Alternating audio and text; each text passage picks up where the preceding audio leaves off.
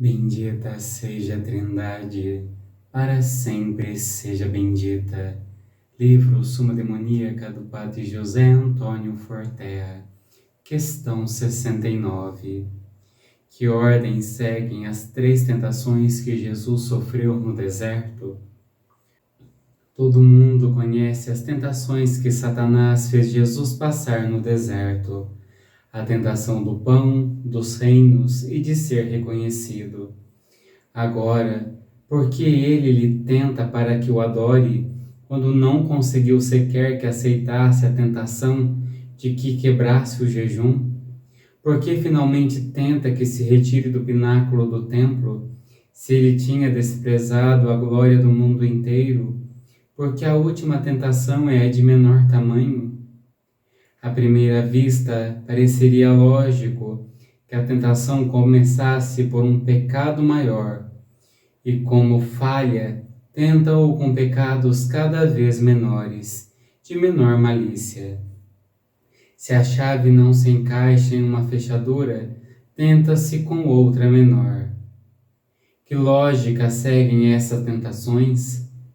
Pareceria mais razoável que o tentasse com a idolatria primeiro, e ao não obter êxito, que o tentasse com algo intermediário, e finalmente com aquilo que nem ao menos é um pecado vil, como romper com o jejum voluntário.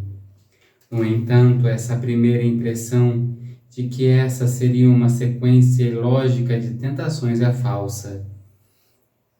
O ataque segue uma série de lógica mais sutil.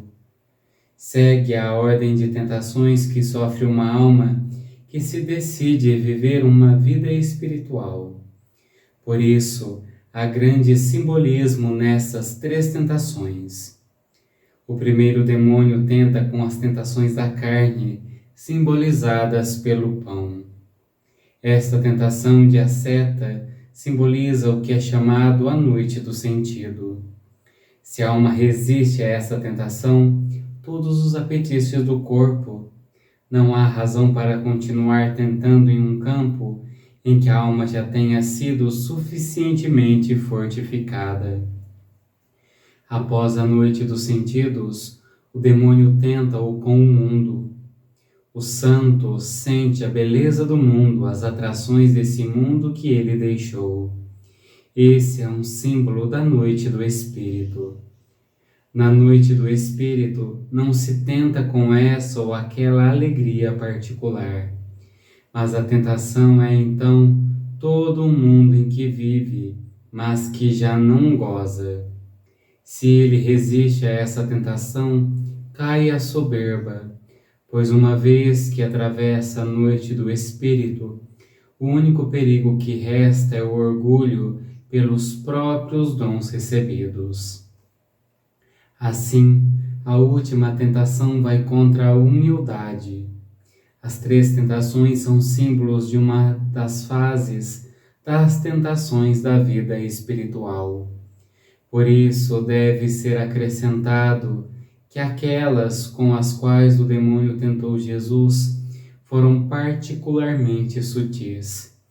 Tenta o primeiro não ao pecado, senão à imperfeição, quer dizer, deixar de fazer um bem. Depois tenta com o bem espiritual dos povos. É como se lhe dissesse: faça um sinal de reconhecimento para mim que sou soberbo, e em pagamento me ponho de teu lado. Só te peço um sinal de reconhecimento e ajudar-te-ei em tua tarefa de salvar almas. E que não és humilde? É que não és capaz de se aniquilar um pouco mais pelo bem eterno das almas? A segunda tentação, como se vê, também admite um sentido tremendamente espiritual.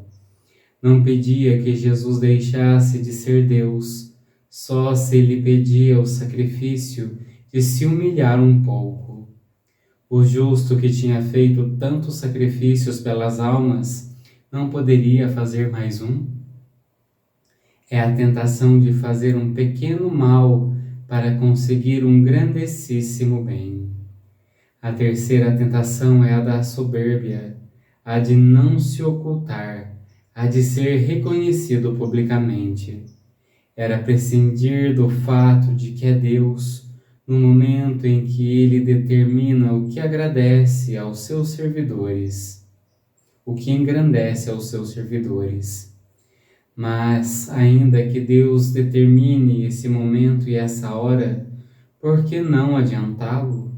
Por que permanecer na escuridão quando se pode fazer tanto bem saído à luz de modo tão grandioso e espetacular?